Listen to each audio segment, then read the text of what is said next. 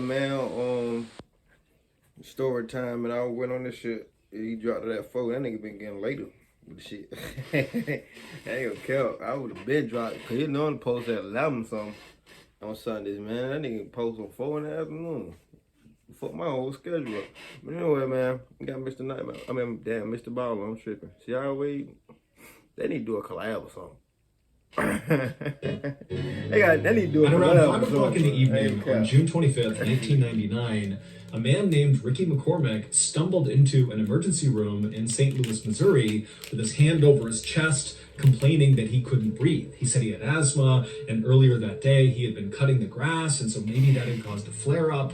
But either way, here he was in a lot of discomfort, saying, I need help. Ricky was 41 years old, and for his whole life, he had had heart and lung problems, and so him arriving in this state in the ER was actually not all that uncommon for him. And so this hospital did what they did with anyone who came in complaining that they couldn't breathe.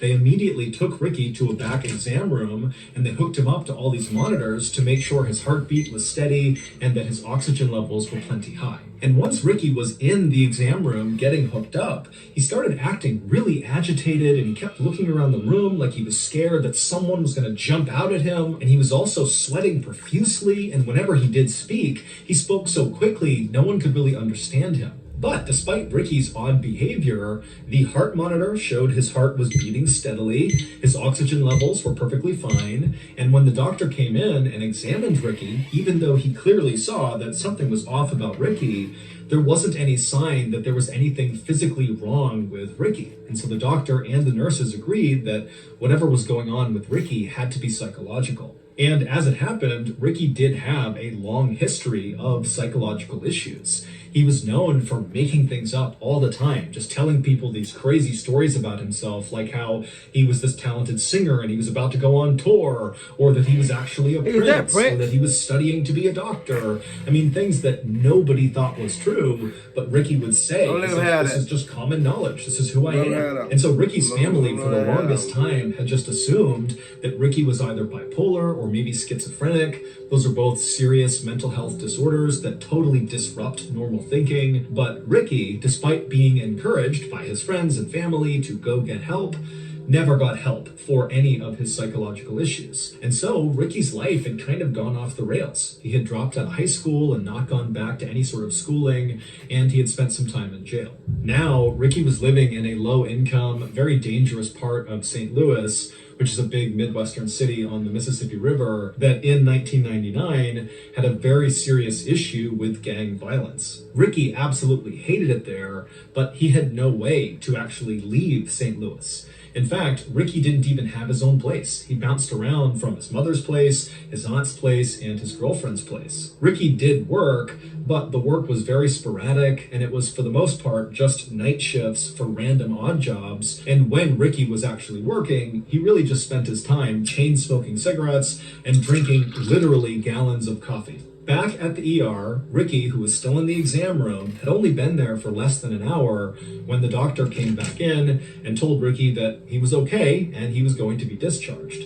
Now, Ricky immediately said, no, I have to be here tonight. I need to stay here. You need to admit me. But the doctor just kind of ignored what he said and handed him the discharge paperwork.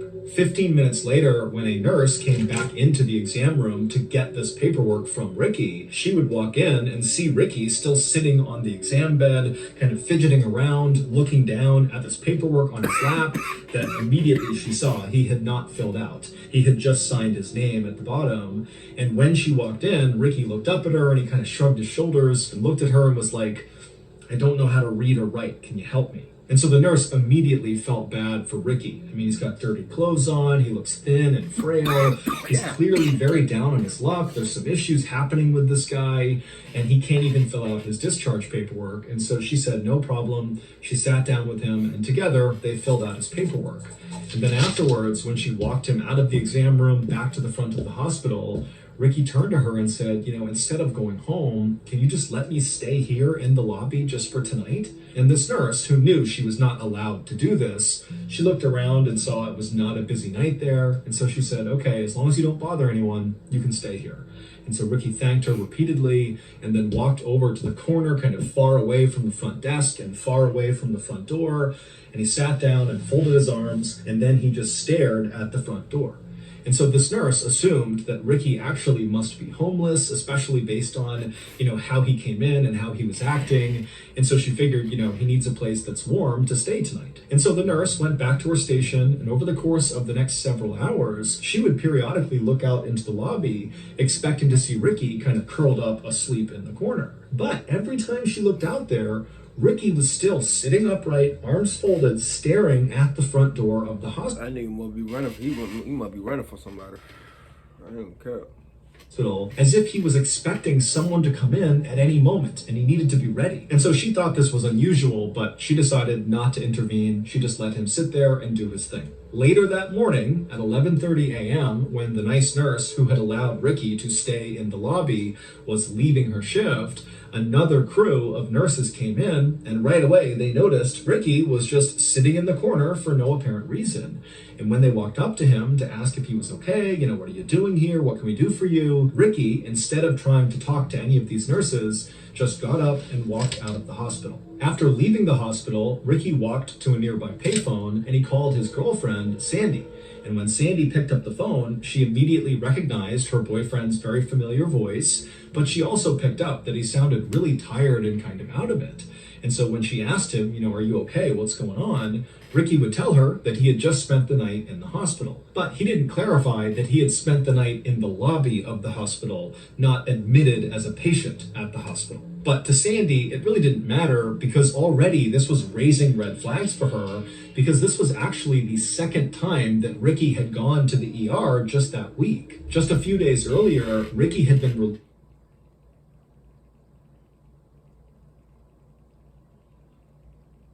I'm lost. Ricky, what you doing, man? From a different hospital in St. Louis after telling doctors there that he had these chest pains and he couldn't breathe. And so he had been admitted for a couple of days, but ultimately... Ricky gonna keep bullshit until he had him chest pains for real.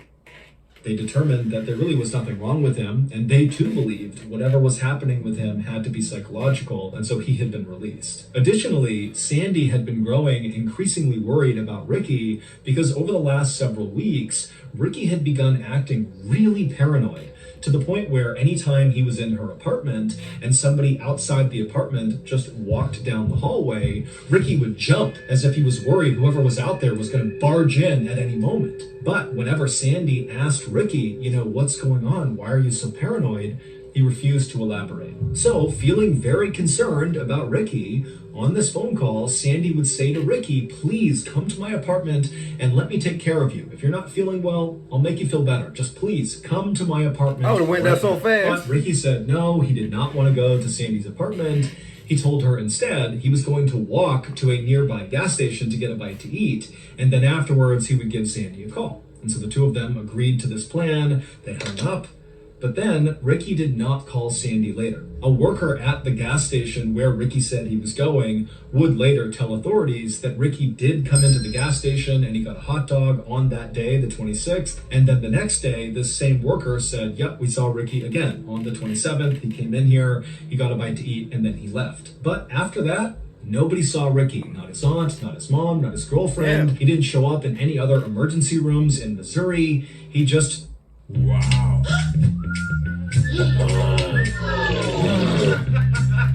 Disappeared. On June 30th, so 3 days after Ricky was last seen at this gas station, a woman was driving her car 20 miles north of St. Louis on this highway when she looked out into this cornfield that butted up against the highway, and she saw kind of in the middle... I never want to drive past no cornfield in the daytime, in the nighttime. Hey man, Children of the Corn, man, that shit, that's one of my favorite movies, horror movies. But nah, damn sure at nighttime, bitch. You know how y'all know how big a motherfucking cornfield is. of it was this dark shape that looked totally out of place. And so she was intrigued enough that she actually pulled over on the road, she got out, and began walking into this cornfield to see what this thing was. And when she got up to this thing and saw what it was, she froze in horror, and then she screamed, turned around, and ran back to her car, and she flew to the nearest gas station, she grabbed a payphone, and she called 911. When the police arrived at this cornfield, they too walked out towards this dark thing, and then finally they saw what this thing was that had scared this woman. It was a dead person who was lying face down. Their body was very badly decomposed, and in fact, their body was just kind of falling apart, like the fingers of this person's body had just kind of crumpled off of their hands. Now, based on what this person was wearing, they appeared to be male, but there was no way to tell how this person died or really how long they had been dead for. But despite the advanced decomposition, authorities were able to get a good fingerprint, and it would turn out that this body belonged to Ricky McCormick. The day after Ricky's body was found, the police would come out and say they were treating his death as a homicide. This area along this highway in this cornfield was actually a fairly common place for murderers to dump their victims. And it was very unlikely that Ricky had gotten there by himself. That's how big a cornfield is. That motherfucker take bodies to there.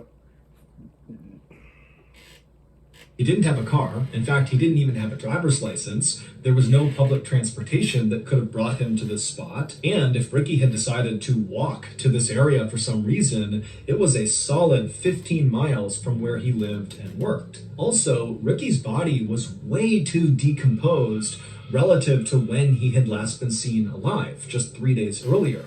And so there was a theory that perhaps he was killed somewhere else and then kept indoors in heat, and that had accelerated his decomposition, and that at some point whoever had killed him had moved his body and dumped it in this cornfield. And so on that first day of the homicide investigation, July 1st, the police put 18 detectives, so a ton of detectives, on this case, and they also appealed to the public to come forward if you had any information about what could have happened to Ricky McCormick.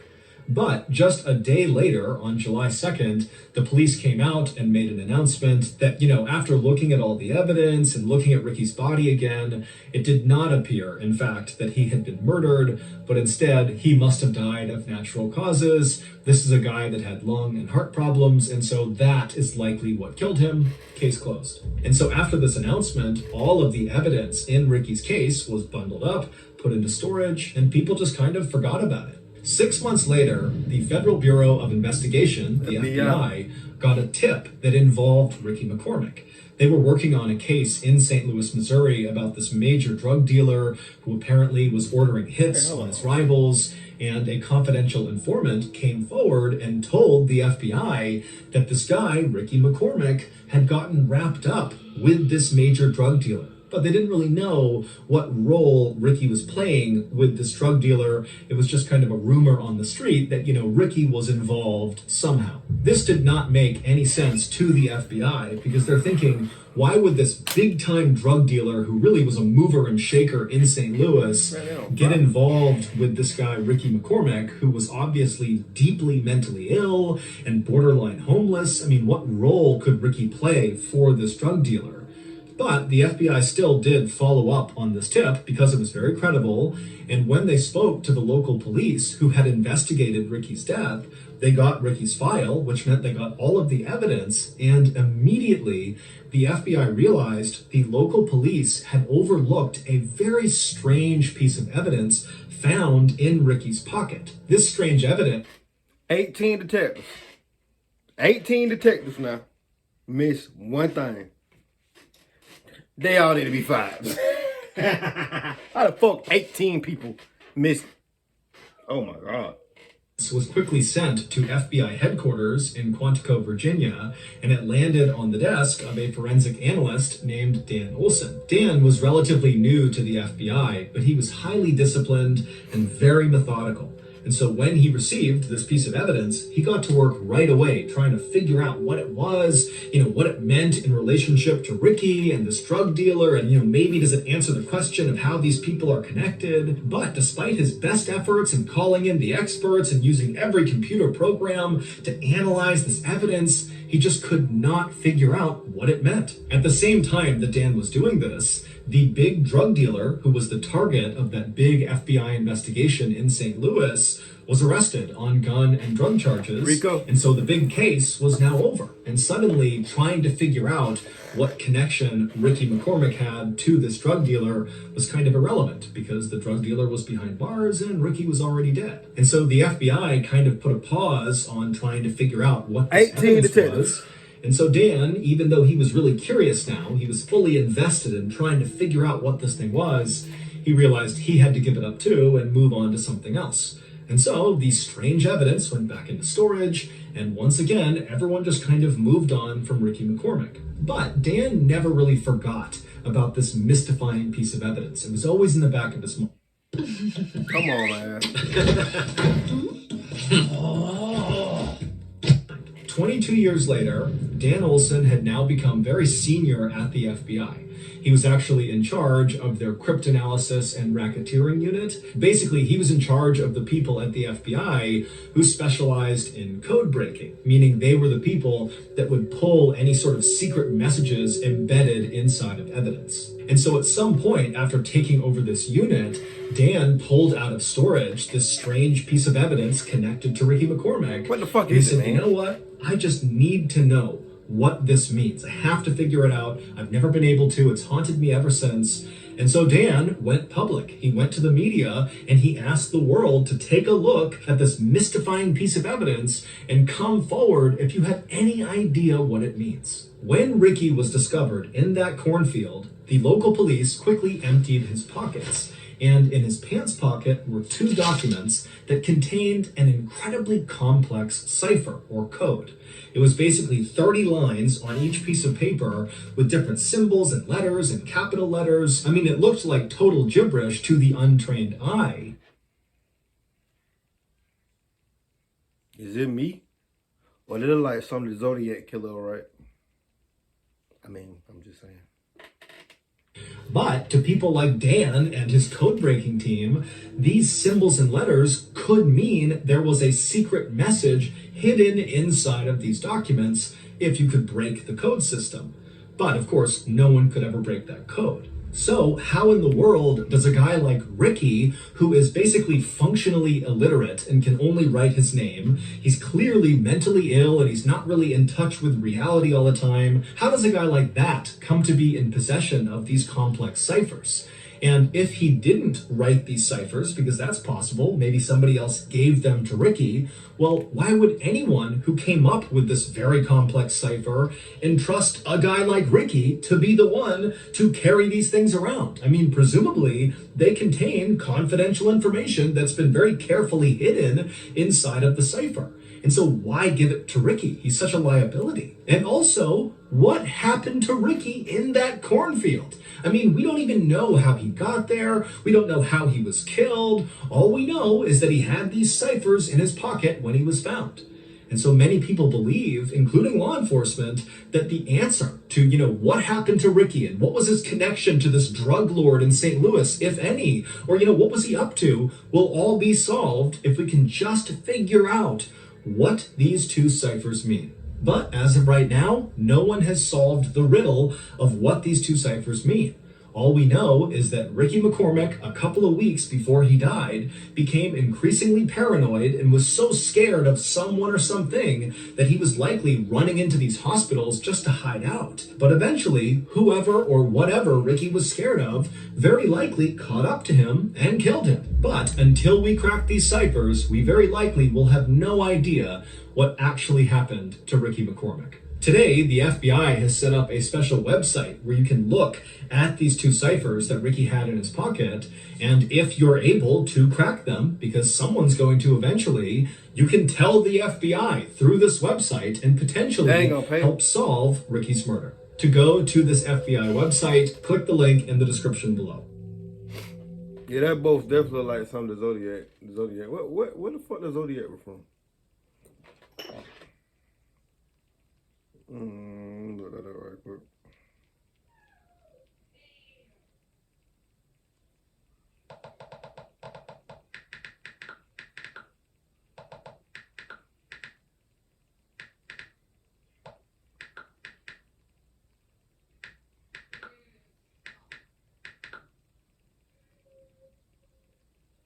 Oh no, I'm tripping. Let's just send which name? I had the citizens up. That being said, give your thumbs up, like, subscribe, man. Mr. Ball, you did it again, man. That being said, see y'all motherfuckers on this video. Let's ride, man.